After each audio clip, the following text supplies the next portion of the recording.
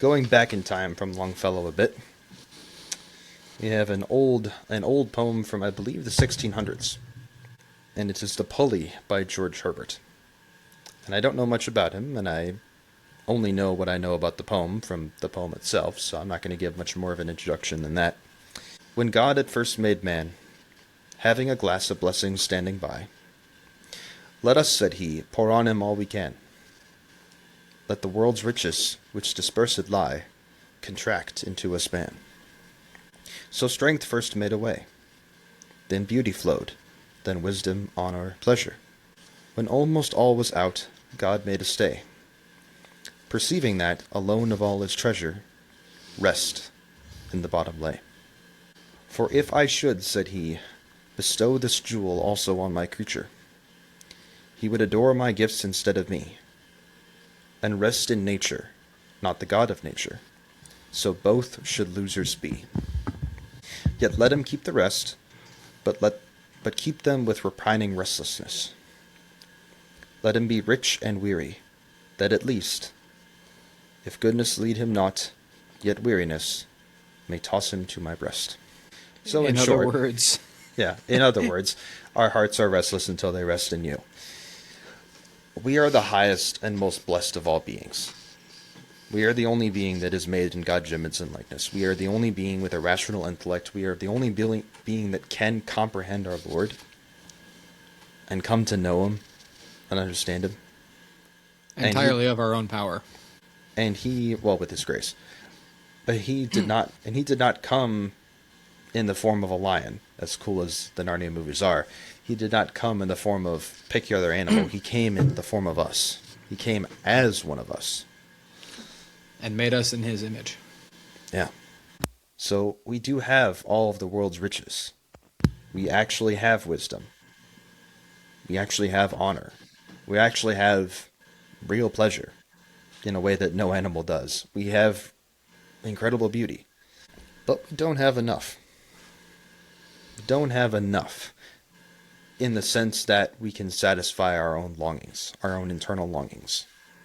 We have enough in the sense that it's good for us. We have enough in the sense that we can be grateful. But if we were just if we just spent our lives doing all the good things of the world, which are in themselves good, it would not be a full life. It would not be a fulfilled life. It would not be an ordered life. And we would know that. We would recognize it. And we all do this. Anytime we pick up a new hobby, anytime that we watch sports for a while, I don't know, or any of a million other things. Yeah, they're good. We get a sense of satisfaction out of them, but that satisfaction is not complete. And we're only lying to ourselves if we think that it is. And we know that we're lying to ourselves, so that only works for so long. Mm-hmm. If we choose to rest in nature and not the God of nature, we are losers. You know? And we tend to distort them and use them for the wrong things because we're worshiping the nature, not the God of nature. Like a perfect example of this is sex in the modern world. Yeah. You know? Yeah, everybody go do it.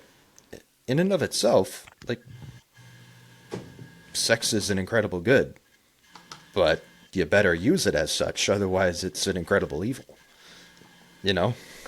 And we wonder why everybody is so just tired of that and worn out of it. You know? No one finds a habitual pornography user and is like, man, they got it all together. They're at peace. Yeah. It's more like, no, you're, in one way or another, you are a wreck. Yeah, there's something wrong with you. Yeah. For all the obvious reasons, but for our purposes, you are not at peace. Yeah. Right? Beyond the rest of the stuff we could say. And you never will be, because you're chasing something that's far, far distorted out of its natural end, and you're worshiping the wrong thing. But if you put that away with the grace of God and repented, and had a holy and beautiful marriage, and all that entailed, man, that's more fulfilling, right? It's a lot better when kids come out of it. Yeah. And even if it doesn't, it's still great. And in either fashion, even that's still not enough.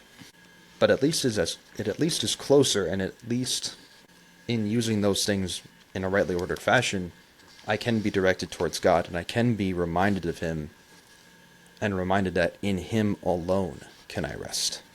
And so we can recognize with joy and not sadness that this world is end and we're not going to be here forever, and that this is our earthly pilgrimage.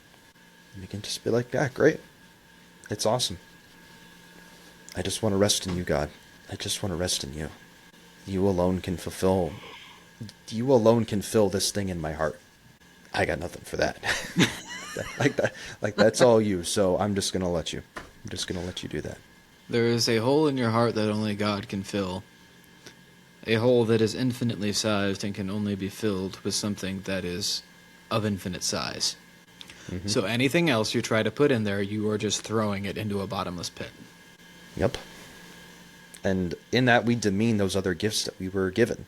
We demean the pleasure that we were given. We demean the honor we were given, the wisdom we were given, the beauty we were given. But when we pursue God as our rest, therein is the fullness of pleasure. Therein is the fullness of honor. Therein is the fullness of wisdom. Therein is the fullness of beauty.